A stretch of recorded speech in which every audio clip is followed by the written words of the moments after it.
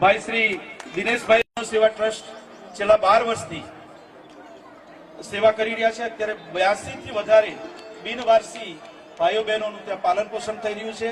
એમના વતી વિનુભાઈ આવ્યા છે। વિનુભાઈ ઉપસ્થિત છે હતા, એમનું પણ આપણે સ્વાગત કરીએ છીએ। 250 થી વધારે લોકોને ઘરે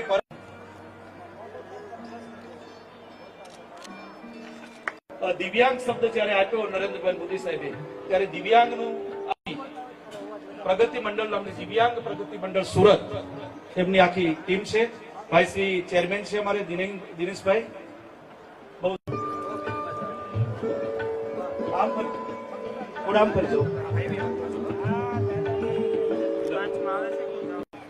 અને વજુભાઈ, આપ સૌનું અમે હાર્દિક સ્વાગત કરીએ છીએ।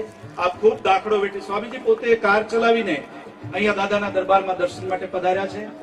આપના અને દાદાના રૂડા આશીર્વાદ પ્રાપ્ત થાય એવી અમે અપેક્ષા રાખીએ છીએ। ભારત માતા કી વંદે માતરમ। કરું પુષ્પમાળા અને દાદાની સ્મૃતિ આપી સ્વાગત કરે અમારે દિલીપ શુક્લા।